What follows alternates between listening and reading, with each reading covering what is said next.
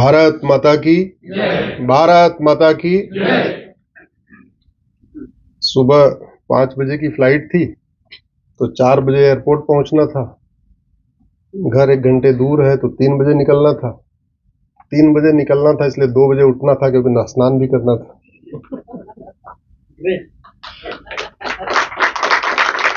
तो कल शाम देर तक मीटिंग होती रही तो 12 बज गया। तो हमने कहा जब 2 बजे उठना फिर सोना क्यों। तो हमने कहा थोड़ा सा और काम कर लेते हैं। तो फिर हमने 2 बजे तक काम कर लिया और सीधे ही आ गए। आज 2024 का मेरा ये 94th कार्यक्रम है। 94th डिस्ट्रिक्ट है, 94वां जिला है। आज मंडे टू फ्राइडे मैं सुप्रीम कोर्ट में रहता हूँ। सैटरडे संडे आप लोगों के बीच में रहता हूँ। और पहले मैं दिल्ली में ही रहता था। सोचता था पीआईएल कर लूंगा, सारा काम हो जाएगा। फिर मुझे लगा कि नहीं, पीआईएल करने से बात नहीं बनेगी, डोर टू डोर जाना पड़ेगा।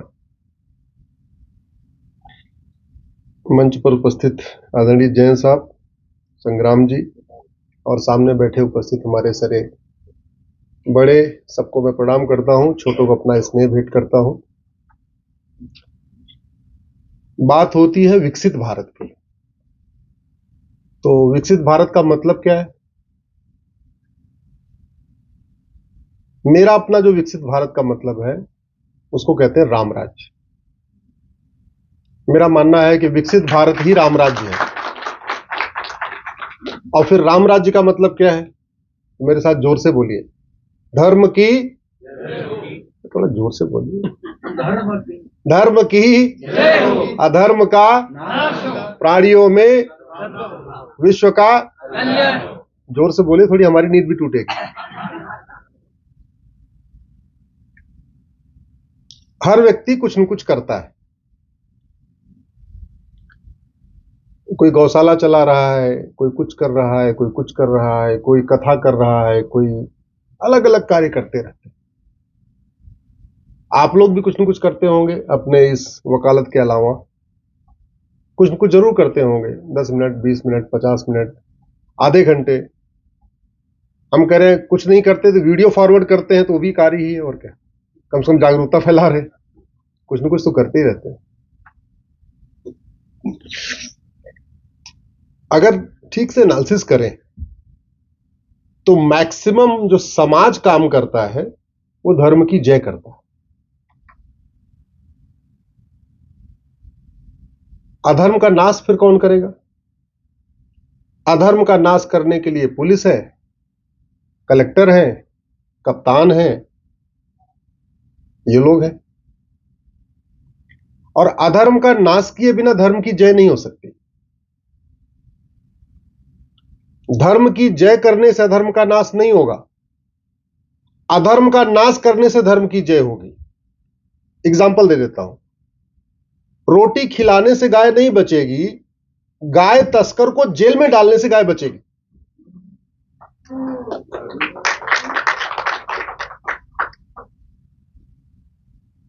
तो सबसे इंपॉर्टेंट क्या हो गया? अधर्म का, जोर से बोलिए, अधर्म का नाश। और हम लोग उसी के अंग हैं। एज ए एडवोकेट हम किसके पार्ट हैं? अधर्म के नाश के। तो हमें प्रयास ये करना चाहिए कि हम अपने नित्य प्रति कुछ कार्यों में अधर्म का नाश कैसे करते हैं वो करें। बहुत तरीके हैं। जागरूकता बढ़ा के कर सकते हैं, आसपास कुछ गलत हो रहा है उसको कर सकते हैं, कहीं अगर आसपास धर्मांतरण हो रहा है उसके खिलाफ कुछ आवाज करके कर सकते हैं। आपने प्रयास किया, वो भी एक प्रयास है। जैन साहब भी कुछ अलग प्रयास करते रहते हैं, सब लोग प्रयास करते रहते हैं। लेकिन इसमें और गति की जरूरत है, मेरा मानना है। और आप लोगों से बढ़िया इस मामले में कोई योगदान नहीं कर सकता समाज को, क्योंकि यहां सारे अधिवक्ता ही हैं। मुझे लगता है ज्यादातर लोग अधिवक्ता हैं। अगर प्रॉब्लम की वाइवा एनालिसिस करें, रोड एक्सीडेंट हुआ, 36 लोग मर गए। रोड एक्सीडेंट क्यों हुआ? या तो ड्राइवर अनाड़ी था या तो सड़क में गड्ढा था। ड्राइवर अनाड़ी क्यों था? क्योंकि घर बैठे बैठे 3,000 रुपए में उसका ड्राइविंग लाइसेंस बन गया। और सड़क में गड्ढा क्यों था? क्योंकि कमीशन ज्यादा हो गया। तो हुआ कमीशन, या तो गलत ड्राइविंग लाइसेंस बना या सड़क में गड्ढा हुआ। दोनों का मूल कारण है भ्रष्टाचार, और उस भ्रष्टाचार के कारण 36 लोग मर गए। भारत में हर साल भ्रष्टाचार के कारण लगभग 10 लाख हिंदू मर रहे हैं। आपको ये कैलकुलेशन कुछ आपको लग रही है ज्यादा है? या तो बलात्कार करने के बाद मार दिया जा रहा है, या बहुत सारे लोगों के ऊपर झूठा बलात्कार का आरोप लगा दिया था, वो आत्महत्या कर लेते हैं। रोड एक्सीडेंट से लोग मर रहे हैं, मिलावटी दूध पीने से मर रहे हैं, मिलावटी नकली दवाइयां खाने से लोग मर रहे हैं, झूठे केस के कारण लोग मर रहे हैं। लगभग 10 लाख लोग मर रहे हैं। 5 लाख तो लोग सीधे रोड एक्सीडेंट में मर रहे हैं, और 5 लाख जो रोड एक्सीडेंट होता है उसकी वाई वाई एनालिसिस करिए, रूट काज क्या है? या तो गलत लाइसेंस बना है, अनाड़ी को लाइसेंस, गाड़ी चलाने का लाइसेंस मिल गया, अदरवाइज सड़क में गड्ढा है। इसको रोकने के लिए हम लोगों को कुछ करना चाहिए। अब क्या करना चाहिए? पुणे में बैठे बैठे क्या कर सकते हैं? जैसे आपका नाम संग्राम है, राइट? इसमें कितने लोग शादीशुदा है? सब लोग हैं, बहुत बढ़िया। और कितने लोग जोड़े से आए हुए? जोड़े से नहीं आए, शादीशुदा है लेकिन आए नहीं। आना चाहिए, साथ में आना चाहिए। अब संग्राम जी को कोई प्रॉब्लम पता है कि भाई ये प्रॉब्लम है, ये रूट काज है, ये इसका परमानेंट सोल्यूशन है, लेकिन संग्राम जी अपने तक लेके बैठे हुए। तो एक बड़ा तरीका हो सकता है सोशल मीडिया का यूज। संग्राम जी व्हाट्सएप यूज, स्मार्टफोन यूज करते ही होंगे। अब 5,000 फेसबुक फ्रेंड बना सकते हैं आप। तो आप किसी प्रॉब्लम की रूट काज और परमानेंट सोल्यूशन को अगर आप यहां पे पुणे में लिखेंगे तो कम से कम 5,000 लोग पढ़ेंगे। और फेसबुक पे फ्रेंड कैसे बनाना, मैंने फेसबुक को इसलिए नाम लिया क्योंकि भारत में 50 करोड़ लोग फेसबुक यूज करते हैं, ट्विटर मात्र 5 करोड़ लोग यूज करते हैं। हम लोग कहीं ना कहीं इंफीरियरिटी कॉम्प्लेक्स के कारण हम लोग समझते हैं कि फेसबुक तो आउटडेटेड चीज है, अरे ये तो बहुत गरीब लोग यूज करते हैं, झुग्गी वाले यूज करते हैं। ऐसा दिमाग में हमारे डाल दिया गया, हम इंस्टाग्राम तो यूज करते हैं, ट्विटर तो यूज करते हैं, फेसबुक यूज ही नहीं करते। जबकि भारत की सबसे आधा भारत फेसबुक पे, 50 करोड़ लोग फेसबुक यूज करते हैं, हमने उसी को इग्नोर कर दिया। जितने भी जागरूकता के कार्यक्रम हो रहे वो ट्विटर पे तो हो रहे हैं, इंस्टाग्राम पे हो रहे हैं, फेसबुक पे नहीं हो रहे हैं। जहां हमारा किसान बैठा हुआ यूज कर रहा है, जो हमारा मजदूर यूज करता है, जो हमारा झुग्गी झोपड़ी वाले यूज कर रहे हैं, जो हमारे लाई चना बेचने वाले यूज कर रहे हैं, जो हमारे गोलगप्पे बेचने वाले यूज कर रहे हैं, वो सब क्या यूज कर रहे हैं? फेसबुक। और उन तक सही बात पहुंच ही नहीं पा रही है। तो सारी की सारी जागरूकता कहां घूम रही है? अर्बन एरियाज में।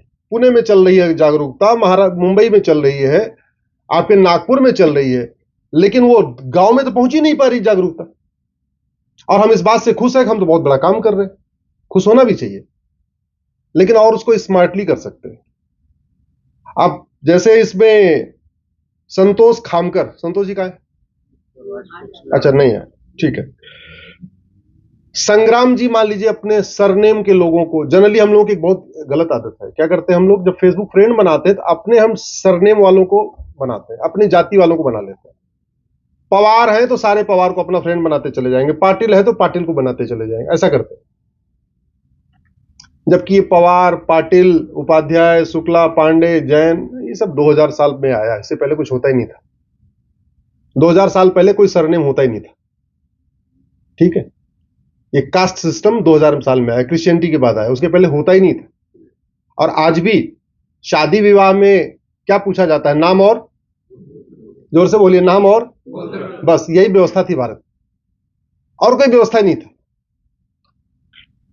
कास्ट हमको तोड़ता है। आजकल एक नारा चल रहा है, कटेंगे तो बटेंगे तो कटेंगे, और कास्ट हमको बांटता है और गोत्र हमको जोड़ता है। आपको मैं एग्जांपल करके दिखाता हूं। कोई कश्यप गोत्र है क्या इधर? आप है, 3-4 लोग हैं। जो ब्राह्मण परिवार में ना हो वो कोई कश्यप है यहां बैठा हुआ? आप है। देखिए, मैंने इसलिए बताया, अभी हम 10,000 जातियों और उपजातियों में बटे हुए हैं। पवार, पाटिल, पांडे, शुक्ला, ये वो, जोशी, फला फला, और गोत्र टोटल है 125। लेकिन ये बात नीचे पहुंच ही नहीं पा रही है। क्यों नहीं पहुंच पा रही? जिसको पता है वो अपने तक रखा हुआ है, नीचे तक आगे बढ़ने नहीं दे रहा। जबकि सबको पता है कि शादी विवाह में जो हमारे हिंदू संस्कार होते हैं उसमें जाति पूछी नहीं जाती। क्या पूछा जाता है? नाम और गोत्र। नाम और गोत्र का फायदा क्या है? जो गोत्र पुणे वालों का है वही पणजी वालों का है, वही केरल वालों का है, वही कश्मीर वालों का है। तो गोत्र से हमारा क्षेत्रवाद खत्म होता है। जो मराठियों का गोत्र है वही बंगालियों का है, वही बिहारियों का है, वही गुजरातियों का है, वही तमिलियों का है। हमारा भाषावाद खत्म होता है। जो गोत्र ब्राह्मण हिंदू का है वही जैन का है, वही बौद्ध का है, वही सिख का है। हमारा पंथवाद खत्म होता है। जो ब्राह्मण का गोत्र वही क्षत्रिय का गोत्र, वही वैश्य का गोत्र, वही दलित का गोत्र। हमारा कास्टिज्म भी खत्म होता है। तो गोत्र जोड़ता है और जाति, और बटेंगे तो कटेंगे। तो करना क्या पड़ेगा? वापस बैक टू रूट। कहां आ गए हम अपने? वापस कहां में यूज करना पड़ेगा? गोत्र व्यवस्था पे। चलो हम लोग बड़े हो चुके, नहीं कर सकते। छोटे बच्चे जो पैदा हो रहे हैं उनका गोत्र लिखना शुरू कर दे। कश्यप, भारद्वाज, जो भी है, जिसका जो भी है, गर्ग है, व्यास है, जिसका जो भी गोत्र होगा सबका। कुछ लोग लगता है अच्छा मुझे अपना गोत्र नहीं पता। गोत्र नहीं पता तो किसी गुरु से कनेक्ट हो ना, वो उस गुरु का गोत्र आपका गोत्र हो गया। एक तो मेरा पहला रिक्वेस्ट ये है कि सब लोग फेसबुक का उपयोग करें। और फेसबुक का उपयोग करना है तो एज ए एडवोकेट थोड़ा स्मार्टली करना है। अपने कास्ट के हिसाब से फ्रेंड नहीं बनाना, अपने नाम के हिसाब से फ्रेंड बनाना। तो नाम के हिसाब से फ्रेंड का फायदा क्या हुआ? अब अगर अपनी आप कास्ट यूज करोगे तो आपको महाराष्ट्र के फ्रेंड मिलेंगे। नाम से आप रिक्वेस्ट भेजोगे तो संग्राम आपको महाराष्ट्र में मिलेंगे, संग्राम आपको बिहार में मिलेंगे, गुजरात में मिलेंगे, तमिलनाडु में मिलेंगे, केरल में मिलेंगे। तो आप पुणे में बैठे बैठे हर राज्य के संग्राम को अपना दोस्त बना सकते हैं। जैसे आपका नाम नंदू है, संतोष है, जो भी है, आप यहीं बैठे बैठे 5,000 लोगों को जोड़ सकते हैं। जोड़ सकते हैं, नहीं जोड़ सकते? और फिर अगर आप जब लिखना नाम से, इसलिए क्योंकि नाम बड़ा प्रिय होता है। जो आदमी अपने नाम वाले के जैसे हमारे नाम वाले ने बोला उसको बड़ा अच्छा लगता है। अच्छा है, हमारे नाम वाला ही कह रहा है। एक साइकोलॉजिकल इसका असर भी है।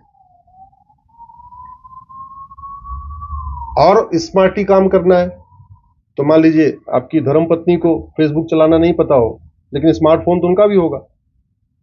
उनके नाम से उनके 5,000 दोस्त बना दीजिए। आपकी पत्नी क्या नाम है? कीर्ति। कीर्ति। आप उनको नहीं चलाना तो कोई बात नहीं, फोन तो ले ही सकते हैं, इतना एक्सेस तो होगा ही होगा। वो मेरी मानेगी नहीं मानेगी। तो उनको थोड़ा कन्विंस करिए को 5,000 कीर्ति को अपना फ्रेंड बना ले। तो वो 5,000 कीर्ति को बना लेंगी तो आप असम से लेके गुजरात, बंगाल, तमिलनाडु, मेघालय में हर जगह कीर्ति मिल जाएंगी। तो क्या हुआ? एक ही घर में बैठे बैठे आपने अपनी बात जो आपको ठीक लग रही है आपने पूरे देश में फैला दिया। कम से कम 10,000 लोगों तक पहुंचा दिया। 5,000 संग्राम और 5,000 कीर्ति। अभी आप 2 थे, अब कितने हो गए? 10,000। आपका कम्युनिकेशन बढ़ गया। इसको यूज करना चाहिए, क्योंकि इस देश के साथ जितनी बर्बादी हुई है, जितना नुकसान मुगलों ने नहीं किया था, जितना नुकसान अंग्रेजों ने नहीं किया था, उससे ज्यादा नुकसान हुआ है 1950 के बाद। और कानून बना बना के हुआ है, और कोई नहीं कानून के बारे में लोगों को एक्सप्लेन कर सकता जितना आप कर सकते हैं। इसलिए मैं कहता हूं सारे एडवोकेट्स को फेसबुक जरूर उपयोग करना चाहिए। अपने नाम के 5,000 लोग, कास्ट नहीं, कास्ट तो 2,000 साल पहले, अपने नाम के 5,000 लोगों को जोड़ना चाहिए। अगर हर परिवार में ऐसे लोग शुरू कर दें, पता चला पति पत्नी मिलकर 10,000 जोड़ लिया, बच्चा भी है थोड़ा, उसको और कितना यूज करना है, मात्र 10 मिनट यूज करना, ज्यादा यूज नहीं करना, उसका एडिक्शन भी नहीं पालना। जब भी कुछ प्रॉब्लम समझ में आई, रात में समझ में आई, दिन में समझ में आई, टाइम मिला, लंच के समय टाइम मिला, उसमें जाके प्रॉब्लम लिख दिया, रूट काज लिख दिया, सोल्यूशन लिख दिया। दूसरा जो मेरा आग्रह है, ये तो हो गया समाज के जागरण का। दूसरा, जो समस्या है उसका समाधान कहां से निकलेगा? 80% समस्याओं का समाधान संसद और विधानसभा से निकलेगा। कुछ लोगों का यह मानना है कि समाज जागृत होता है तो व्यवस्था बदलती है। हम थोड़ा इसका उल्टा सोचते हैं।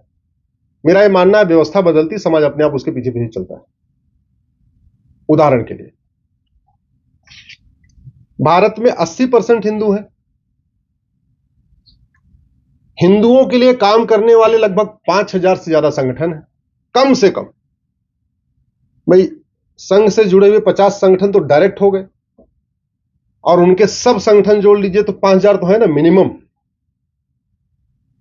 80% हिंदू, 5000 संगठन हिंदुओं के लिए काम कर रहे हैं।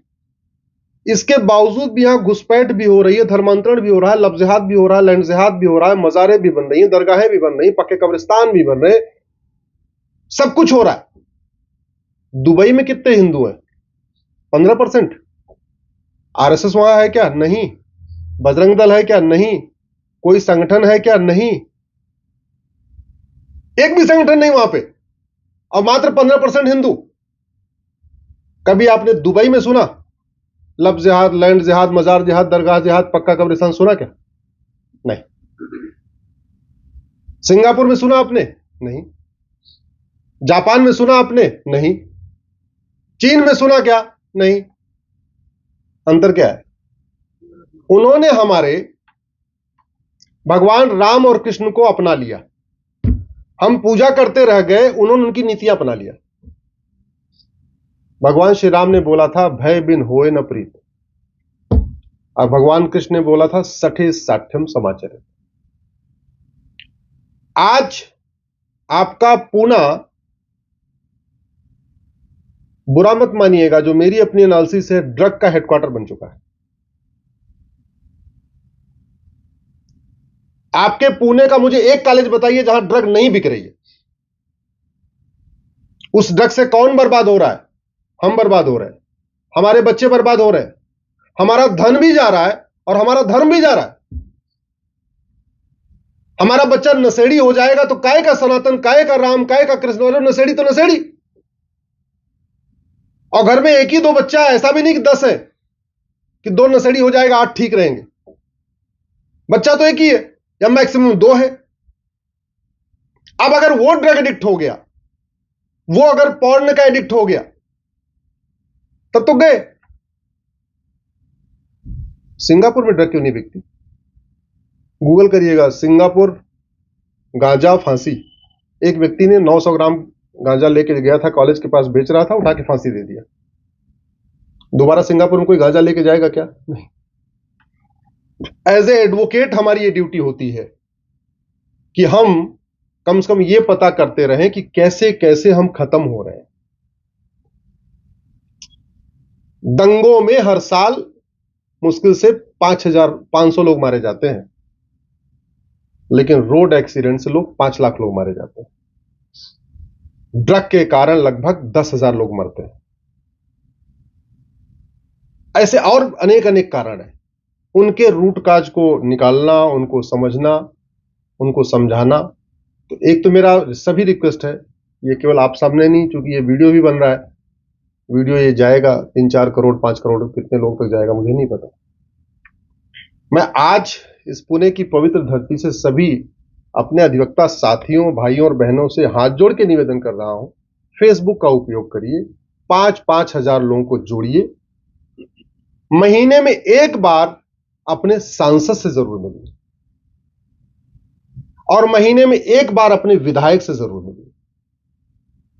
क्योंकि बाकी लोग जो मिलते हैं सांसद विधायक से, या तो वो बर्थडे का कार्ड देने के लिए मिलते हैं, या शादी का कार्ड देने के लिए मिलते हैं, या एफआईआर नहीं हो रही होती तो मिलते हैं, या ट्रांसफर पोस्टिंग के लिए मिलते हैं, किसी न किसी स्वार्थवश मिलते हैं, या खुश करने के लिए मिलते हैं कि भाई सांसद जी चलो फोटो दिखाओ, अपने चेहरा दिखा दो, इसलिए मिलते हैं।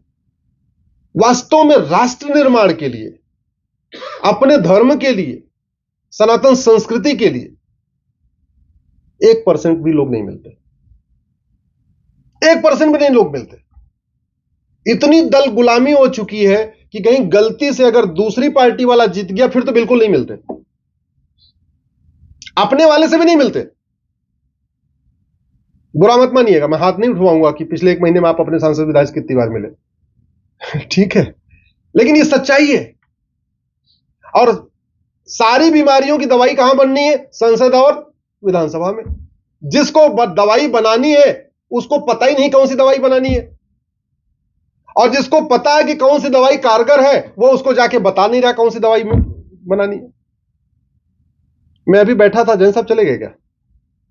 तो जैसे परिचय हुआ कि जैन साहब बड़े पुराने अधिवक्ता हैं, यहाँ के बहुत सीनियर एडवोकेट हैं, तो मैंने जैन साहब से एक सवाल पूछा। सवाल क्या पूछा? मैंने ऐसे ही जस्ट कहा कि जैन साहब वो आईपीसी और बीएनएस में क्या अंतर है?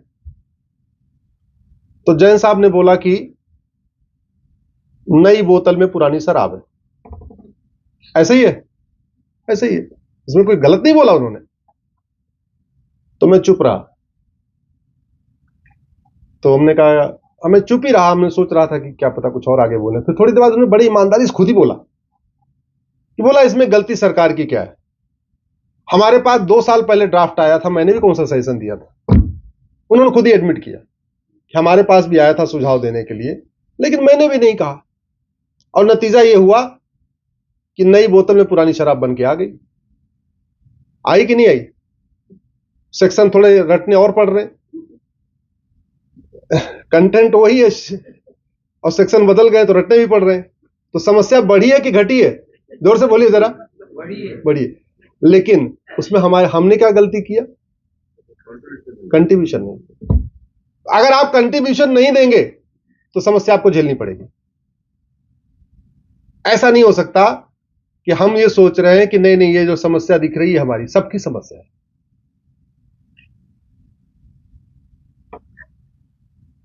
कल अलीगढ़ मुस्लिम यूनिवर्सिटी का जजमेंट आया, देखा होगा ना अखबारों में। हमने उसको चैलेंज किया हुआ था। एक छोटी सी गलती कैसे पूरे देश को बर्बाद कर रही है उसका एक एग्जांपल आपको बताता हूं। भारत में आर्टिकल 29-30 में माइनॉरिटी शब्द आया हुआ है, ठीक है, लेकिन माइनॉरिटी कौन है ये कहीं नहीं लिखा हुआ है। संविधान में दो बार शब्द आया माइनॉरिटी, आर्टिकल 29, आर्टिकल 30, बस 2 जगह लिखा हुआ। उसके बाद माइनॉरिटी कमीशन एक्ट बन गया 1990 में, उसमें भी नहीं लिखा हुआ है हु इज माइनॉरिटी या माइनॉरिटी की डिफिनेशन क्या होगी। माइनॉरिटी एजुकेशन एक्ट बन गया, नहीं लिखा हुआ है माइनॉरिटी कौन है।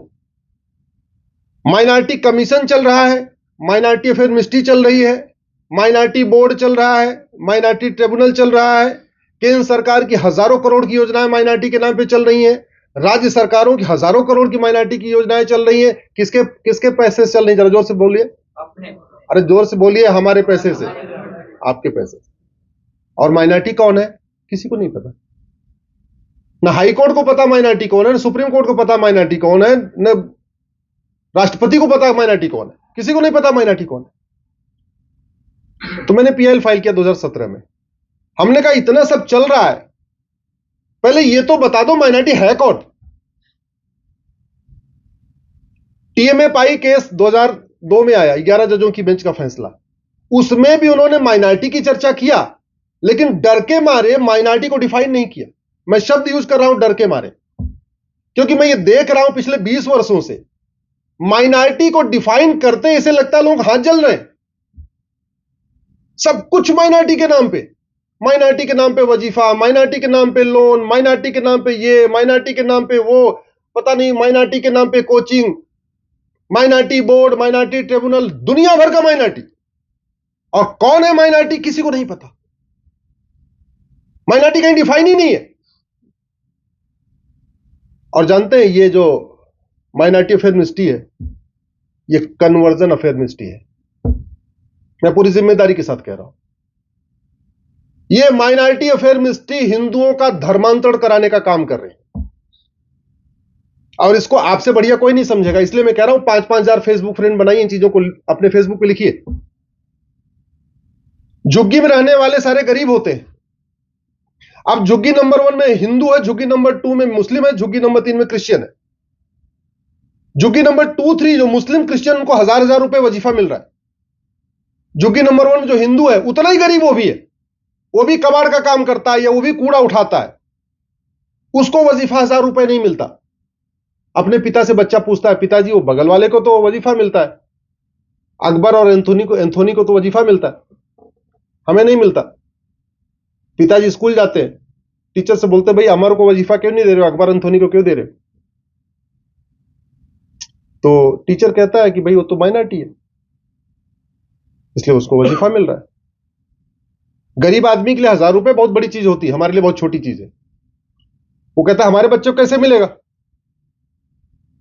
तो वो कहता है काम करो, कन्वर्ट हो जाओ। अब उसके सामने दुविधा, 1000 रुपए भी चाहिए, कन्वर्ट भी नहीं होना है। कन्वर्ट हो जाऊंगा तो फिर अमर का नाम अकबर रखना पड़ेगा, अमर का खतना भी कराना पड़ेगा, क्या करे? एक काम करो, अमर का नाम एंथोनी कर देते हैं। नहीं, अमर का नाम अमर ही रखते हैं, केवल रिलीजन वाले कॉलम में क्रिश्चियन लिख देते हैं। स्टेट स्पॉन्सर्ड कन्वर्जन इस तरीके से हो रहा है। अमीर हिंदुओं के जीएसटी से, इनकम टैक्स से, टीडीएस से, वैट से जो टैक्स आ रहा है, उस टैक्स के जरिए माइनॉरिटी फिल्म इंडस्ट्री चल रही है, उस माइनॉरिटी फिल्म इंडस्ट्री से वजीफा जा रहा है, और उस वजीफा से गरीब हिंदुओं को अट्रैक्ट करके उनको कन्वर्ट किया जा रहा है। अब ये बात मैं कितने लोगों को बताऊंगा? ये बात तो तभी पूरे देश में फैलेगी जब आप सब लोग अपने अपने फेसबुक पे, अपने अपने ग्रुप में लिखना शुरू करें। और स्पेशली मैं इसलिए आपको कह रहा हूं, इतनी टेक्निकल चीजें आम आदमी नहीं समझ पाएगा। 2 कैटेगरी होती है जिन्होंने पूरा फ्रीडम मूवमेंट चलाया था, 2 लोगों ने फ्रीडम मूवमेंट चलाया था पूरा, एक अध्यापक, एक अधिवक्ता। आप पूरा फ्रीडम मूवमेंट उठा के देख लीजिए, जितने बड़े फ्रीडम आपके फाइटर है, चाहे वो सरदार पटेल हो, चाहे श्यामा प्रसाद मुखर्जी, जितने भी हैं, वो या तो प्रोफेसर थे, अध्यापक थे, टीचर थे, या तो एडवोकेट थे। कहीं न कहीं आजादी के बाद अधिवक्ता और अध्यापक ने अपना कार्य, शायद अपनी जिम्मेदारी या अपना कर्तव्य उस तरीके से नहीं निभा रहे हैं जैसे पहले निभाते थे, और उसकी फिर से जरूरत। ऐसे मेरी 200 पीआईएल चल रही है, अलग अलग विषयों पे, अलग अलग विषयों पे। वक्फ के बारे में 4 साल पहले शायद किसी को ध्यान ही नहीं होगा वक्फ क्या चीज है, अब तो बड़ी चर्चा हो गई है। जब मैंने वक्फ वाली पीआईएल ड्राफ्ट किया था और मैंने कोर्ट में फाइल किया तो जज साहब चौंक गए, ऐसा कानून बन सकता? हमने कहा बिल्कुल ऐसा ही है। हमने बोले ऐसी पावर? हमने कहा बिल्कुल ऐसी पावर, आप देख लो हो क्या रहा है। एक मेरी पीआईएल मैंने फाइल किया था एज ऑफ मैरिज पे। आज भी भारत में शादी की उम्र हिंदुओं की मिनिमम एज 18 साल है और मुस्लिम्स की मिनिमम एज 9 साल है। मेरी पीआईएल आप गूगल करिएगा, uniform age of marriage Ashwini Upadhyay करके। उसके बाद केंद्र सरकार बिल लाई है, कानून बन रहा है उसके ऊपर। 1950 में जब संविधान लागू हुआ, आर्टिकल 13 ये कहता है कि अब आजादी के पहले जितने भी नियम कानून थे जो इक्वलिटी के खिलाफ थे, आर्टिकल 14, 15 के खिलाफ थे, जेंडर जस्टिस, जेंडर इक्वलिटी के खिलाफ थे, ये सब खत्म हो जाने चाहिए। और क्या आना चाहिए? यूनिफॉर्म सिविल कोड आना चाहिए, आर्टिकल 44 आना चाहिए।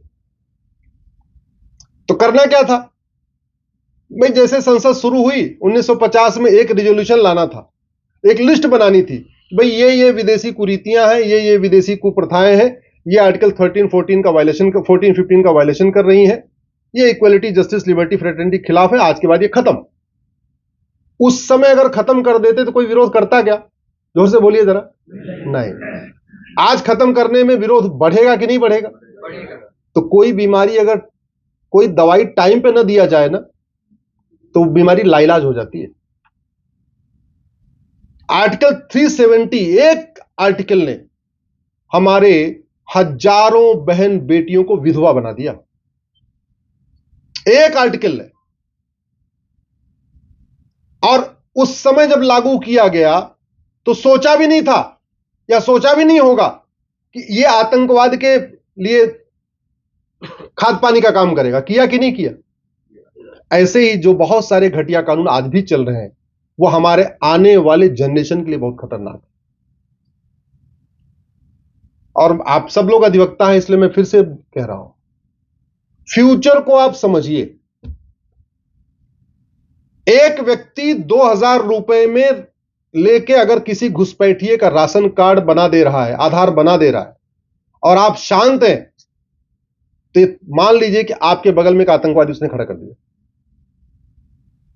घुसपैठिए आ कैसे रहे? ऐसे तो आ रहे हैं। मेरी घुसपैठियों के ऊपर एक पीआईएल चल रही है और मेरी पीआईएल है घुसपैठियों को निकालने की, और 16 और पिटीशन आई है घुसपैठियों को बसाने की। 17 पीआईएल चल रही है। घुसपैठिए कैसे आ रहे हैं? बॉर्डर पे 2000 रुपए दे के आते हैं, खुला रेट है वहां पे। अंदर आते हैं, कॉमन सर्विस सेंटर पे 2000 रुपए में आधार बनवा लेते हैं। ट्रायल करना हो तो मैं आज ओपनली कह रहा हूं, केवल आपसे नहीं, ये वीडियो बहुत लोग देखेंगे। आपको अगर विश्वास नहीं है तो अपने क्षेत्र में चले जाइए, कॉमन सर्विस सेंटर वाले से ये कहिए कि भैया मेरे पास कोई डॉक्यूमेंट नहीं है, ये 2000 पकड़ मेरा आधार बना दे, बना देगा आपको। और जैसे एक डॉक्यूमेंट बन जाता है फिर 2000 में राशन कार्ड बन जाता है। जब 2 डॉक्यूमेंट बन गया फिर 2000 रुपए में बर्थ सर्टिफिकेट बन जाता है नगर निगम से। 3 डॉक्यूमेंट बन गया फिर 2000 रुपए में आपका डोमिसाइल सर्टिफिकेट बन जाता है। जब 4 डॉक्यूमेंट बन गया 3000 रुपए में ड्राइविंग लाइसेंस बन जाता है। जब 5 डॉक्यूमेंट बन गया वोटर आईडी में नाम जुड़ जाता है। तो एक घुसपैठिया 10 से 12,000 रुपए खर्च करता है, 5 से 6 डॉक्यूमेंट बनवा लेता है, उसके बाद जनधन खाता में बैंक खाता खोल लेता है और सबसे पहला काम करता है 3 लाख रुपए मुफ्त में जो प्रधानमंत्री आवास योजना का लाभ ले लेता है। लागत कितनी आई? जोर से बोलिए जरा। 10 से 12,000।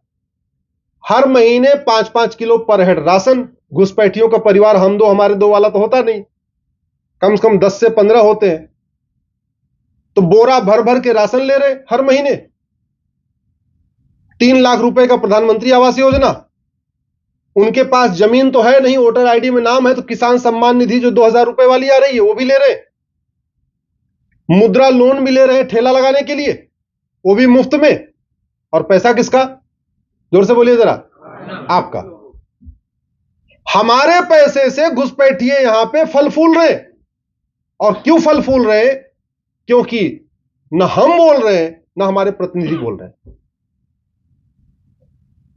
5.5 करोड़ घुसपैठिए छोटी बात नहीं है।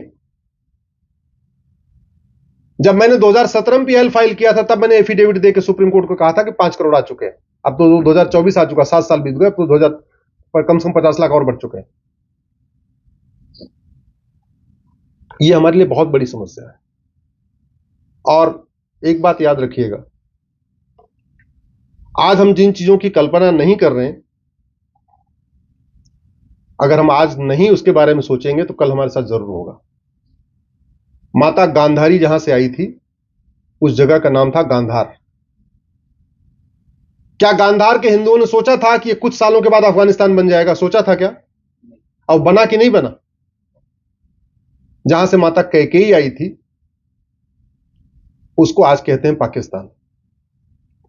कैकेयी हिंदुओं ने सोचा था क्या कि आज का कैकेयी कल का पाकिस्तान बन जाएगा? बना कि नहीं बना? मलद्वीप, मालदीव बना कि नहीं बना? कश्मीर, हिंदू खत्म हुए कि नहीं हुए? एक मेरी पीएल अलग से चल रही माइनॉरिटीज के ऊपर, उसमें मैंने बताया है 9 राज्यों में हिंदू खत्म हो चुके हैं। 9 राज्यों में, जिले के हिसाब से 800 जिलों में से 200 जिलों में, और तहसील के हिसाब से 6000 तहसीलों में, 1500 तहसीलों में। और डेमोग्राफी बदलना है तो सबसे बढ़िया तरीका होता है, क्योंकि जनगणना तो 10 साल के बाद होती है, लेकिन वोटर आईडी हर चुनाव के पहले अपडेट होती है। आप अपने पुणे की 2024 की लोकसभा की वोटर लिस्ट और 1999 की वोटर लिस्ट को एक बार लेके बैठ जाइए। मात्र 25 साल में आपको पता चलेगा आपके पुणे की डेमोग्राफी कितनी बदल चुकी है। आप भारत के किसी भी लोकसभा क्षेत्र की, मैं लोकसभा इसलिए कह रहा हूं कभी रिसेंटली चुनाव हुआ और वोटर आईडी हर चुनाव के पहले अपडेट होती है। आप भारत के किसी भी लोकसभा क्षेत्र की 2024 की वोटर लिस्ट और 1999 की वोटर लिस्ट, दोनों में 25 साल का डिफरेंस है। इसमें आप लेके बैठिए और कम एक बार उसकी एनालिसिस कर लीजिए कि 1999 में आपके लोकसभा में कुल कितने वोटर थे, उसमें कितने परसेंट हिंदू थे, और 2024 में कुल कितने वोटर है, उसमें कितने परसेंट हिंदू है। एक बार कैलकुलेशन कर लीजिए, पता चलेगा आपकी क्या सिचुएशन। महाराष्ट्र सबसे बड़े खतरे के ऊपर, जानते हैं महाराष्ट्र सबसे बड़े खतरे पे क्यों है? पहला, भारत की आर्थिक राजधानी है। दूसरा, बॉर्डर स्टेट है। तीसरा, कहीं ना कहीं आज भी यह दिमाग में कसक रही है कि छत्रपति शिवाजी नहीं महाराज नहीं आए होते तो हम तमिलनाडु और केरल भी अपने हाथ में ले चुके होते। वो जिहादी सोच आज भी अटकी हुई है कि छत्रपति शिवाजी महाराज ने हमें हमारा रास्ता रोका, नहीं तो जो हमारा रथ चला था वो सीधे क्रॉस होते हुए आंध्रा तेलंगाना और पहुंचते पहुंचते कर्नाटक केरल होते हुए थे क्रॉस कर जाता। छत्रपति शिवाजी महाराज के चाहने वालों का रेशियो कम हो रहा है और अफजल के चाहने वालों का रेशियो बढ़ रहा है। यह हमारे लिए बहुत बड़ा खतरा है। खतरे का समाधान घुसपैठ रोकना, खतरे का समाधान धर्मांतरण रोकना, खतरे का समाधान जनसंख्या नियंत्रण कानून, खतरे का समाधान हमारे बच्चे कम से कम नशेड़ी न बने। पूरा जो पंजाब कन्वर्ट किया है क्रिश्चियन मिशनरीज ने, ड्रग के बल पे कन्वर्ट किया है। पहले उन्होंने पंजाब में फ्री में ड्रग बांटी, एक बार जब यंग जनरेशन वहां की ड्रग एडिक्ट हो गई उसके बाद कन्वर्ट कर लिया। आज की डेट में 25% पंजाब कन्वर्ट हो चुका है। 25% अंदर अंदर यह हालत हो चुकी है और सेम सिचुएशन इधर भी चल रही है। महाराष्ट्र बहुत बड़े टारगेट पे है, मैं आपको बता रहा हूं। महाराष्ट्र मुंबई के धारावी की डेमोग्राफी जस्ट एकदम टर्न अराउंड हो गई। 80 के दशक में धारावी में जो रेशियो था 80-20 का था। आज की डेट में धारावी का रेशियो, धारावी झुग्गी बस्ती है ना बहुत बड़ी, वहां का रेशियो जस्ट उल्टा हो गया, 20-80 हो गया है। 80 में 80-20 और 2024 में 20-80। 1805 में अफगानिस्तान के प्रधानमंत्री थे पंडित नंदराम टिक्कू, तब वो गंधार हुआ करता था, कश्मीरी ब्राह्मण थे। आज उस अफगानिस्तान में जहां से माता गांधारी आई थी, जो दुर्योधन का ननिहाल था, और जहां 1805 में प्रधानमंत्री नंदराम टिक्कू थे, आज की डेट में न हिंदू बचा कोई, न जैन बचा, न बौद्ध बचा, न सिख बचा, न अगड़ा बचा, न पिछड़ा बचा, न ब्राह्मण बचा, न क्षत्रिय बचा, न वैश्य बचा, न दलित बचा। अगर हम शांत होकर बैठे रहेंगे, हमारी तो निकल जाएगी, लेकिन हमारे बच्चे सुरक्षित नहीं रहेंगे। बांग्लादेश में इस साल जुलाई में वहां के हिंदुओं ने सोचा था क्या कि अगस्त में क्या होने वाला है? सोचा था? नहीं। जो नहीं सोचा था हुआ कि नहीं हुआ? ऐसे आप जो नहीं सोच रहे हैं वो होगा, अगर अभी से सोचना नहीं शुरू करेंगे तो। सोचेंगे तो हो सकता बच जाए, और नहीं सोचेंगे तो 100% होगा। और बांग्लादेश में क्या हो रहा है? पिता के सामने बेटी का बलात्कार हो रहा है, पति के सामने पत्नी का बलात्कार हो रहा है, बच्चे के सामने मां का बलात्कार हो रहा है। क्या सोचा था वहां पे? जून जुलाई में सोचा उन लोगों ने कि बड़ी बड़ी हमारे पास कोठियां हैं, हवेलियां हैं, 4 बेडरूम का फ्लैट है, 5 बेडरूम का फ्लैट है, नीचे सिक्योरिटी गार्ड खड़ा हुआ है, हम तो बड़े सुरक्षित हैं? कभी सोचा था छोड़ के भागना पड़ेगा? नहीं। अच्छा, आडवाणी जी ने कभी सोचा होगा कि हमें भागना पड़ेगा? जोर से बोलिए जरा, भागे कि नहीं भागे? जेठमलानी जी भागे कि नहीं भागे? इंद्र कुमार गुजराल साहब भागे कि नहीं भागे? मनमोहन सिंह जी भागे कि नहीं भागे? पृथ्वीराज कपूर भागे कि नहीं भागे? राज कपूर भागे कि नहीं भागे? मिल्खा सिंह भागे कि नहीं भागे, गुलजार भागे कि नहीं भागे, सुनील दत्त भागे कि नहीं भागे, यश चोपड़ा भागे कि नहीं भागे, प्रेम चोपड़ा भागे कि नहीं भागे? क्या आप चाहते हैं हमारे बच्चों को वैसे भागना पड़े क्या? जोर से बोलिए जरा। तो उठिए, जागिए, करिए। आज मैं इतना ही कह रहा हूं, 5-5 हजार फेसबुक फ्रेंड बनाइए अपने नाम के लोगों को। मैं बहुत इसके बारे में और ज्यादा मैं डिटेल नहीं करना चाहता, बस इतना समझ लीजिए कि अपने नाम के लोगों को जोड़िए, उससे हम जुड़ेंगे। अपने नाम के लोगों को जोड़ेंगे तो आप हर जाति के लोग आपके दोस्त बन जाएंगे। ब्राह्मण, क्षत्रिय, वैश्य, दलित भी आपके दोस्त हो जाएंगे, हिंदू, जैन, बौद्ध, सिख भी आपके दोस्त बन जाएंगे, गुजराती, मराठी, बंगाली, तमिलियन भी आपके दोस्त बन जाएंगे, और धीरे धीरे हम एक होते जाएंगे, और एक रहेंगे तो सेफ रहेंगे। दूसरा, महीने में नियम बना लीजिए, एक बार तो हमें मिलना ही मिलना है सांसद से। और किस लिए मिलना है, क्या करने के लिए मिलना है? प्रॉब्लम का सलूशन बताने के लिए, क्योंकि उनको सारी प्रॉब्लम नहीं पता, उनको सारे सलूशन नहीं पता। वो सुबह से लेकर शाम तक बाकी इतने कामों में व्यस्त, स्वच्छता अभियान में व्यस्त हैं, बाकी ऐसे कामों में व्यस्त रहते हैं कि उनको नहीं पता कि वास्तव में और क्या क्या प्रॉब्लम है, उसका सलूशन क्या है। तो सलूशन बताना एज ए बुद्धिजीवी हमारा काम है। अपने अपने सांसदों को, अपने अपने विधायकों को गाइड करने का काम किसका है? अधिवक्ता और अध्यापकों का है। अरे पहले भी जब राजा महाराजा हुआ करते थे तो उनके मंत्रिमंडल में उनके साथ में कौन रहता था? भगवान राम को कौन गाइड करता था? वशिष्ठ जी गाइड करते थे, विश्वामित्र जी गाइड करते थे। तो चलो उसको पहले ब्राह्मण कहते थे। आज के डेट में जो अधिवक्ता हैं और जो अध्यापक हैं, ब्राह्मण ही तो हैं, और हैं क्या? जितने सेना वाले हैं, पुलिस वाले, क्षत्रिय हो गए, अगर हम उसको कर्म के हिसाब से देखें। तो आज के जो अधिवक्ता हैं, अपने अध्यापक, इनको प्रत्येक माह मिलना चाहिए अपने सांसद विधायक से। उनको कुछ समाधान कंक्रीट स्टेप के साथ कुछ पन्ने पे लिख के मिलना चाहिए। उनको बताना चाहिए, साहब देखो ये सिचुएशन है, ये चल रहा है। और होगा क्या, क्योंकि अभी जो सांसद विधायक हैं वो सुबह से लेकर शाम तक अपनी जय जयकार में व्यस्त है। वो जहां जा रहे हैं उनको जय जयकारी हो रही है। माला मिल लोग पहना देते हैं, मंच दे देते हैं, माइक दे देते हैं, तो माला मंच माइक, माला मंच माइक, माला मंच माइक, पर डे ही काम चल रहा है। यही चल रहा है ना। वास्तव में करना क्या है वो कौन बताएगा? हम आप बताएंगे। और हम आप इसलिए बता सकते हैं, अध्यापक हैं तो भी पार्षद और सांसद के चुनाव नहीं लड़ सकते, और अधिवक्ता हैं तो लड़ तो सकते हैं, लेकिन अभी ऐसी कोई जरूरत नहीं है। जिसको लड़ना हो ना बताए भाई, लेकिन सबको लड़ना तो नहीं है ना। तो कम से कम जिनको नहीं लड़ना है वो सच सच तो जाके बोल दे, साहब देखो ये सिचुएशन है। ऐसी भारत की कोई समस्या नहीं है जिसका समाधान नहीं है। मैं फिर से रिपीट कर रहा हूं, भारत की कोई भी समस्या लाइलाज नहीं है, और भारत की कोई भी समस्या वर्ल्ड वाइड नहीं है।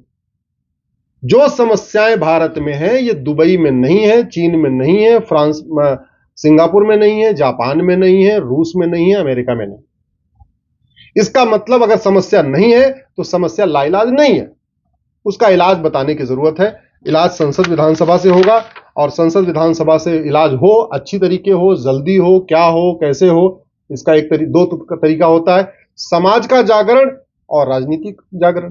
समाज का जागरण करने के लिए 5-5 हजार फेसबुक फ्रेंड बनाइए, उस पर लिखते रहिए और मिल मिल के उनको बताते रहिए। मुझे लगता है अगर इतना हम काम करना शुरू कर देंगे तो धीरे धीरे चीजें बदलेंगी। आप लोग हमसे यूट्यूब पे जुड़ सकते हैं, हमारे साथ फेसबुक पे जुड़ सकते हैं, हमारे साथ ट्विटर पे जुड़ सकते हैं, हमारे इंस्टाग्राम से भी जुड़ सकते हैं।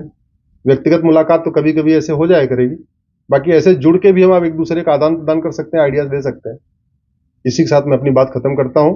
बहुत बहुत धन्यवाद, बहुत बहुत आभार।